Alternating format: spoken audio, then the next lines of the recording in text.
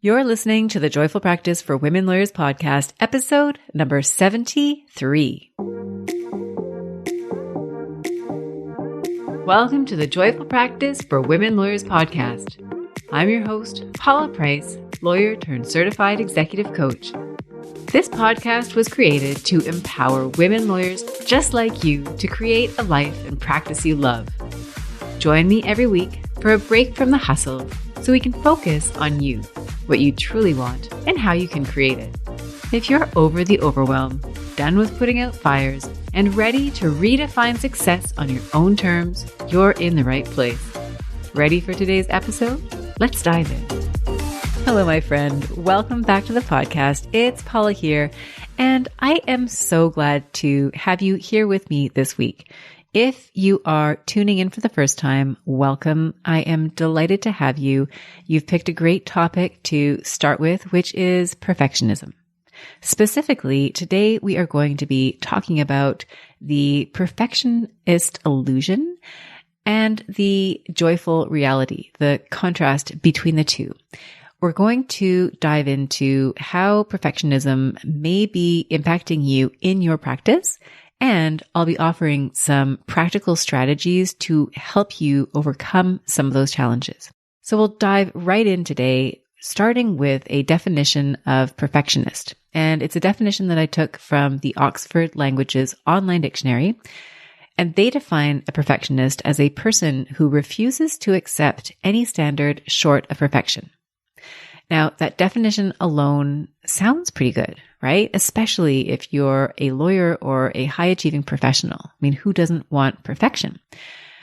But perfectionism, as much as it carries this bright, shiny illusion of perfection, it also has a shadow side. So I would ask you to think about what perfectionism means for you in particular.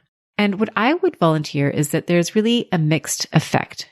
On the one hand, there's this positive aspect to perfectionism. It's sometimes worn as a badge of honor, especially as lawyers, where we're operating under really high standards, where it can be an asset to be somebody who can comb through a contract and find every single typo, every single inconsistency. That can be really useful. It can also be that perfectionism or that pursuit of high standards of achievement, that's what brought you to law in the first place, that you wanted to be in a profession where you had these exacting standards, where you were surrounded by like-minded people. I mean, those things may have brought you to the point that you're at now. So on the one hand, there is something to be said about perfectionism as almost being a good motivator. But the shadow side of perfectionism is that you can find that you're almost haunted by unrealistic expectations. You may feel like you're constantly disappointed because you're fixated on imperfections, whether they show up in yourself, others, or your work. And if you find yourself working toward a fantasy goal and you achieve that goal and realize it's not everything that you had anticipated it would be, you realize that it doesn't make you happy, at least not for long, you can find yourself feeling quite disappointed. You may also find that you exhaust yourself by trying to control situation around you, by trying to control others. You may overwork to make things extra perfect. And you may also find that you have an internal dialogue and narrative that can be quite rough. And you may find that you're tired and almost feeling bruised because you're so critical with yourself. Another thing that can happen when you really fall into that perfectionistic camp is that you place these really high expectations on others, and it may be difficult to get along with them. You may also place these really unrealistic expectations on yourself, and that can make it difficult for others to relate and connect with you. And that can lead to feelings of isolation and loneliness. Ultimately, research that has looked at perfectionism more closely has come to the conclusion that it can lead to burnout, depression, and anxiety. So we want to be careful when we're talking about perfectionism because, like I said, on the one hand, there's almost like a badge of honor that we associate with it. But then there's also that shadow side. And the purpose of today's episode is to take that deeper dive into perfectionism and specifically look at how the illusion of perfectionism can kind of hold us back. So how might this be showing up in your practice? If we distill it down to some sort of base problems, really what it can do is prevent you from starting or finishing tasks. And it can also prevent you from enjoying the experience you're having. You may always feel like there's a gap between you and success. And why this matters, well, I would invite you to think about yourself. I'd invite you to think about your practice and how perfectionism relates to you specifically. What is the shadow side that you might be experiencing in your own day-to-day? So if we look at front-end perfectionism, for example, you may strongly associate with having an A+ mentality. It's this notion of almost having a fixed mindset, which I've talked about on the podcast before. This goes to a concept that was coined by an American psychologist named Carol Dweck, who coined the term growth mindset, which was counterposed against a fixed mindset. And a fixed mindset is really a perfectionistic one. It's where you see yourself as being limited in terms of where you are right now. And if something is challenging to you, it's because you lack intelligence or capacity or skill. And fixed mindset is not so much associated with the idea that you can expand on those things. A growth mindset is focused on those things.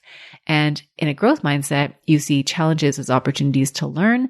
In a fixed mindset, you see them more as opportunities to point out things that are wrong with you. So that is really a high level explanation of a fixed mindset versus a growth mindset. But when you're stuck in perfectionistic thinking, that tends to be what it feels like. And the consequence of that is that you don't put yourself out there for challenges and opportunities where you may fail because you don't want to be seen as imperfect, as having faults, as not being capable.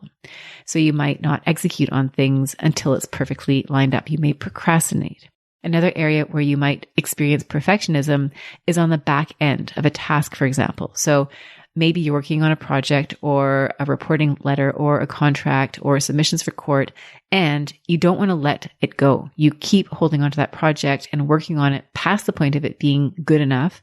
And the reason that you do that is because you absolutely want it to be perfect. And what can happen is that you end up exhausting yourself. You end up getting really stretched for time because you're then not able to focus on other projects. And you might find if you're in a billable system, and this is notionally at least billable work, you're not billing for that time, or you don't know if you should bill for that time because you have a hard time articulating the value that was added during that phase of what is really touching up or perfectionism.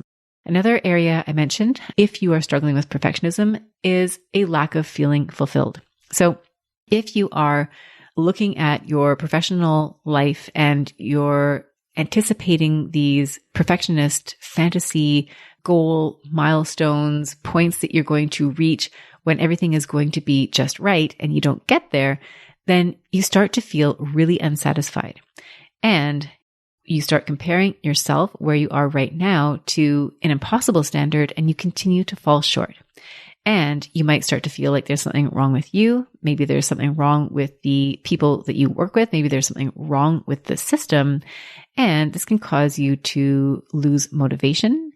And it can also lead to a sense of self-doubt that there's something wrong with you. And that, of course, is further demotivating. Now, if you look at your specific practice, I would invite you to think about what examples come up for you. What I've seen in working with lawyers where perfectionism has come up, and sometimes they articulate it as perfectionism, often they do not, is job applications, for example. If you're looking to get a new job, you might shy away from applying for different jobs, or you might find that you do apply for jobs, you find a new job, but once you're there, you're not able to enjoy it. You're just as unhappy there as you were in your previous job.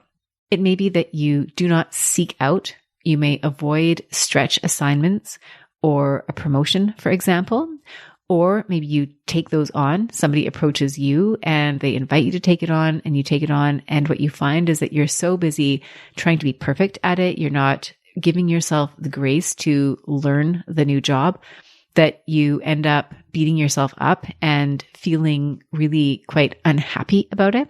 Or it may be that you make a mistake and you tell yourself that you're a failure and you never want to try something again. other signs that you're struggling with perfectionism in your work, you might tell yourself you're going to do something when, and that when never really comes. Maybe you're looking to, again, switch jobs and you spend your time researching and thinking about it. And do you apply? Do you not apply? And you spend so much time in indecision that you never really move forward. Again, you might have related to that example that I gave about overworking on the back end, right? You're trying to prove yourself. You're working harder than you need to, trying to make things perfect. And it's just not giving you the results that you want. Now, it may be that you don't see perfectionism as a problem. And this does happen, right? Especially if you've been rewarded for your hard work, your effort, your ability to produce really high quality, consistent work. But the trouble is that it may really be causing you some problems in terms of your growth and evolution as a professional. So what I'd like you to imagine is that you're in a cohort, right? Because this will happen with you and your peers. You're all in a group together and you fall somewhere. Maybe you're in the middle, maybe you're near the top, who knows? So you're highly intelligent. We know you're capable, but you keep talking yourself out of taking on new challenges because you're afraid of what the outcome is going to be. So again, going back to the example, let's say you're all standing at a swimming pool and everybody else just jumps in. And maybe you start out and you are the strongest swimmer. But before you jump into the pool, you want to do some research. You want to read a few books about how to swim, what the best strokes are, what kind of bathing suit is the best material that's going to help you swim faster and further. And maybe you go so far as to ordering special fins that you can put on your feet. And while you're doing all this research, while you're doing all this preparation, your cohort is in the water. They're in the pool. They're doing all the things. They're, struggling a little bit. They're doggy paddling. But over time, they start to build the muscle, they start to build the resilience, they start to get more comfortable.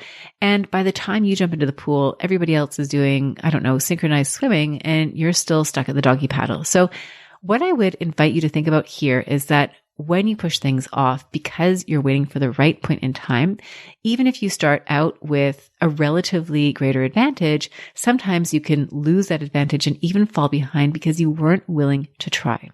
And the other thing that might happen is that you might feel increasingly unfulfilled. And this can happen because you feel like you've done everything right.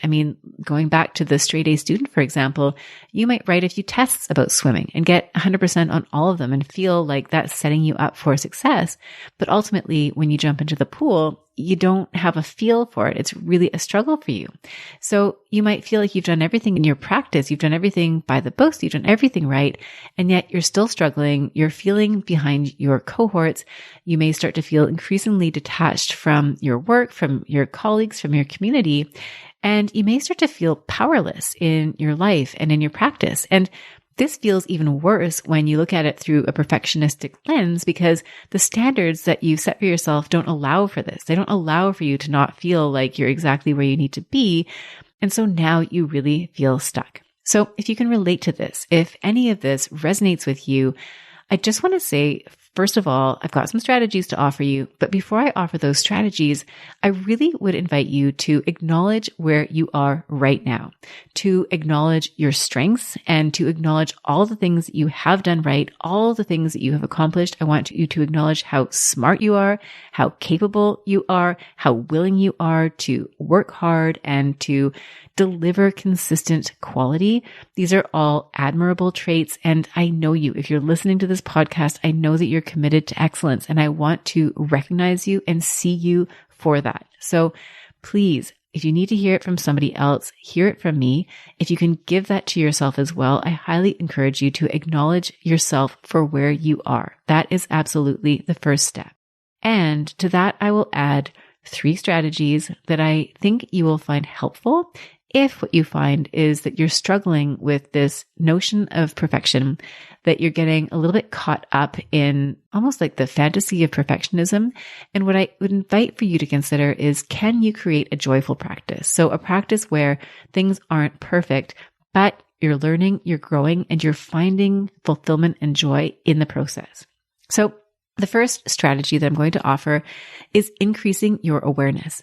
And of all the strategies, I think this is the most powerful one, because when you become more aware of yourself, where you become aware of where perfectionism is showing up and how, then you can start to see where you have leverage. So I've got a few suggestions for how you can raise awareness of perfectionism in your practice. And these all have questions attached to them. So the first question is, where are you putting unrealistic expectations on yourself or on others? And think about how this might be playing out in your practice. So I mentioned earlier that maybe you're struggling with a brief that you're writing. Maybe it's a submission to court and you feel perfectionistic around that.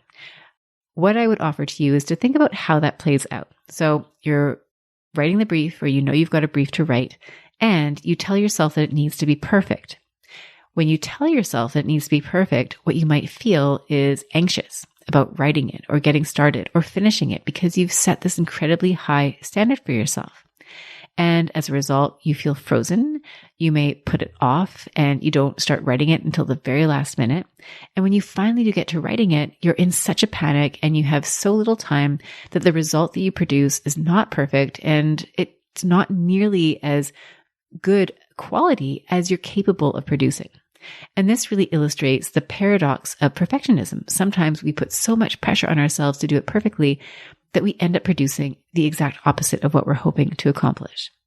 Another way you might notice perfectionism is to ask yourself where you're getting caught up in that perfectionist illusion. So I mentioned earlier that sometimes we're motivated, or we think that there's this almost utopian ideal of perfectionism that is out there that we aspire to. So maybe it's confidence. Maybe you want to become more confident and you look to others and you see how confident they look, how they're speaking, how bold and courageous they are in making their points. And you feel like it's an unattainable goal that is too far away from where you are right now. And when you give yourself that goal of this unattainable level of confidence, you may feel defeated or hopeless or so far away from that mark that you end up not taking any steps. You play it safe. You don't jump in the pool. And as a result, you don't take the opportunities to build your confidence. And as a result, you become increasingly less confident. Another place I see this is with lawyers who are looking for a dream job, for that next job. And you may tell yourself that you don't know what you want. You want that process of finding the next job to be easy and perfect without any struggle on your part. It's almost as though what you want is for somebody to walk up to you and say, you're qualified for list A to E of amazing jobs, each of which would be perfect for you. And when it doesn't work out that way, when you realize that actually the process of finding that next job is very much an introspective journey, it doesn't have the same appeal. And so you may feel confused. You may feel unsure of where to start. You may feel a lot of self-doubt. You might feel unmotivated. And as a result, maybe you take some action, but it's safe action. It's the equivalent of researching how to go swimming, right? You might look at some jobs. You might apply for a few jobs that are posted on a job board, but you don't necessarily put yourself out there and do the work of getting out, meeting people, researching different areas, finding out what's really going to work for you. And in the end, when you only apply for a select few jobs, many of which other people will likely be applying for, if you're limiting yourself to those posted jobs, you don't end up finding what you're looking for. And that, in effect, proves to you, you prove to yourself that you don't know what you want and that it's not easy to find something. So these are all ways that perfectionism might be showing up in ways that you might not have associated it with perfectionism. A couple other suggestions for increasing your awareness of perfectionism would be to look at the language that you use with yourself. What thoughts are keeping you stuck where you are? And I've talked about distorted thoughts on the podcast before. And if this is a concept that is new to you, I'd invite you to just Google distorted thoughts, and you'll see a laundry list of thoughts that are common distortions for all of us humans with human brains. And a few come to mind that resonate with perfectionism. Number one is all or nothing thinking.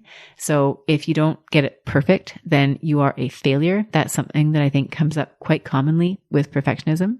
Another thought distortion is discounting the positive. So again, if you're 90% of the way there, but you're exclusively focused on the 10% gap, that's all you're going to see, and that's going to distort your perception of what's going on around you. Blaming is another one. If things don't go perfectly, you may find that you need to blame, whether it's yourself, whether it's somebody else, whether it's the situation. And another one is should statements. Do you find yourself using the word should a lot? I should have known better. I should be further along. I should. Whenever you use the word should, that's a signal to you that there may be some perfectionistic thinking going on. And so I just want to raise your awareness of that and invite you to pay attention. Finally, I'd invite you to think about what perfectionism is costing you. And when I first started this podcast, I did an episode all about what perfectionism is costing you. That's episode number 4. So you might go back to that episode and see what resonates with you. Some examples that might come up in your work. Maybe you're, again, not writing that brief. I gave that example of leaving it to the last minute. Maybe it's costing you in terms of the quality of the work you're delivering. Maybe it's not showing up. And by not showing up, not necessarily not showing up for a scheduled appointment, but not showing up for yourself, not doing the work to create opportunities for yourself, whether it's job opportunities, whether it's new files that you want to take on, whether it's more of a leadership role, you're just not doing it. It may be avoiding risk when on the other side of that risk are opportunities that could further your career. It may not be having the conversation. Maybe there are conversations that you could have to set boundaries, to ask about possibilities that you're not having because you don't want to have a conversation unless you feel 100% ready and can guarantee the outcome. So these are all ways in which you might increase your awareness. Again, I'll just recap them to look at where you might be putting unrealistic expectations on yourself or on others, to see where you might be getting caught up in a perfectionistic illusion, to look at the language that you're using when you're talking to yourself, and finally, to evaluate what perfectionism is costing you. Now, that is the first step, awareness. The next step, if you feel like perfectionism is holding you back in your practice, is to accept imperfection. Accept it in yourself, accept it in others, accept it in the things that you're doing, the goals that you have, and ask yourself if you still want to go ahead. Do you still want to proceed? And think about it. We are sold as a society on this idea of happily ever after. We watch Hollywood movies and we read fairy tales where the last page is everything gets wrapped up with a nice tidy bow. Whoever it is that was struggling drives off into the sunset, never to be seen again, and we're left to think that everything must have been perfect. Unless, of course, there's a sequel, and then we get to see that there was actually another challenge that presented. And our lives, our practices are much more like the movie that has a sequel than the one that ends with the, sunset and rainbows. So recognizing that it's really nice and easy for us to fall in love with that best case ideal scenario, the reality is that even the goals that we really truly want are not going to be picture perfect when we finally get to them and see them up close. So if you use partnership for an example, you may be aspiring to partnership at your firm or another firm, and you see partnership as an opportunity to exert more influence, to have more say in how the organization is run, to attract greater compensation, to work with the clients that you want, to have an elevated reputation within your industry. There are all these perks that come along with it, and those may be excellent reasons to pursue it. But what I would also invite you to consider is that there's other aspects to it. So there may be a financial commitment on your part to invest in capital. There may be additional responsibilities that come along in the nature of paperwork and client management. It may be that, yes, you are able to exert more influence, but you're doing that in the context and in partnership with other lawyers who maybe you don't see eye to eye with. So the idea here is to look at the goal, and rather than having it be this mirage, this fantasy, this illusion that you can aspire to where everything is perfect, and then you get there and realize, ooh, it's actually not that. What if you were to see it for what it is at the outset and still choose to go after it? So are you willing to adopt, accept, and even embrace a joyful practice? And by this, I mean that there may not be a there, right? There's this milestone ahead of us. We think it's amazing. We think it's great. We think it's very different from where we are right now. What if, yes, you can get there, but you still bring yourself with you? And are you willing to go through the process of pursuing that goal, of going after your potential, knowing that perfection is not the end goal, that is very unlikely for you to attain? And I did a podcast episode at the beginning again. That was episode number 3 about a joyful practice. And this is really at the heart of that episode. It is the idea that the joy that you experience in your work is in the process of pursuing your potential. It's working toward your potential. And when you can embrace that as a source of joy in your day-to-day, things will shift for you. You're no longer attaching yourself to the joy you'll experience by reaching perfection or by reaching that goal. Because yes, you might experience a lot of happiness when you attain that goal. But if that's all you're looking toward, then you miss out, right? It's short-lived, and then you're back to where you started.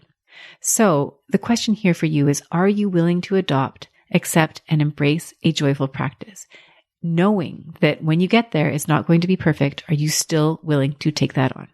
So the third suggestion I have. So the first suggestion, of course, was increasing awareness. The second is deciding that you still want to go ahead knowing that the end goal is not necessarily perfection. The third is, if perfection isn't the standard, if you're not going to reach standard, what actions are you willing to take? So if you let go of the fantasy, what would you be willing to try? And here I'll offer up some examples of actions that you might take depending on what opportunity it is that you're going for. So let's say it's that new job. Are you willing to do the informational interviews? If it is writing the brief, are you willing to write the first draft that's not perfect? If it's a difficult conversation, are you willing to set a boundary knowing that when you go to set that boundary, your words are going to come out awkward. You're going to possibly say the wrong thing. You might not get the reaction that you want, but it's a step moving toward being a person who is capable and willing to start setting boundaries.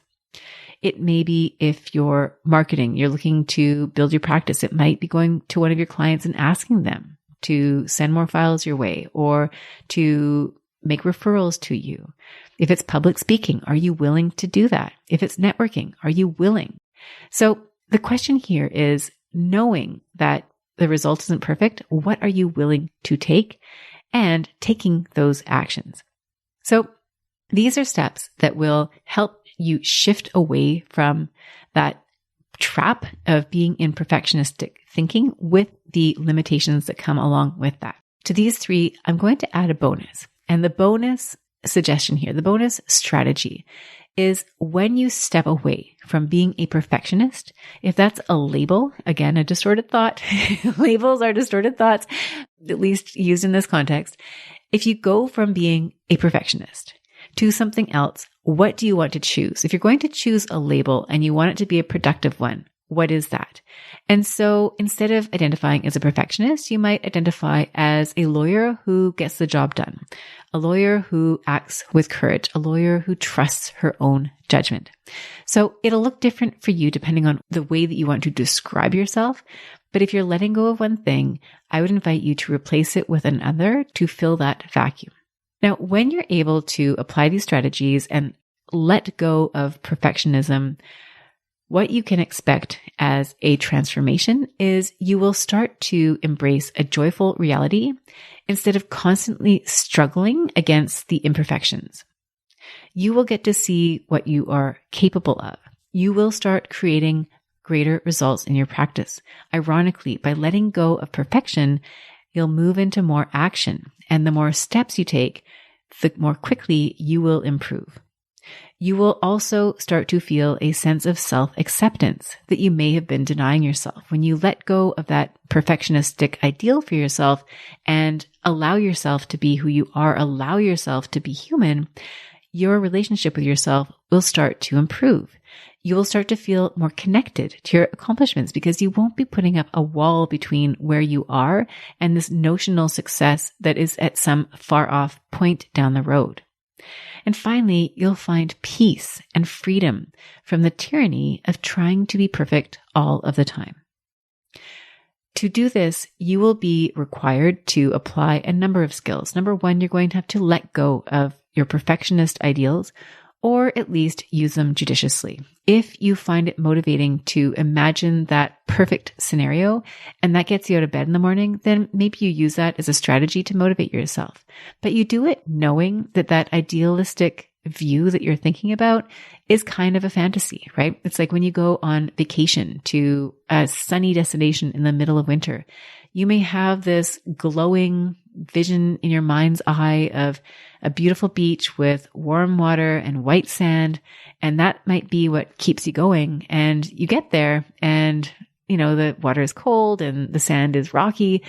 So it isn't, in fact, perfect, but you still had the benefit of anticipation. And so if that's what you're doing, at least do it in a way that is conscious, that you know that when you get to that place, when you reach that goal, chances are it's not going to be as smooth sailing as you may have anticipated or as you may have been telling yourself.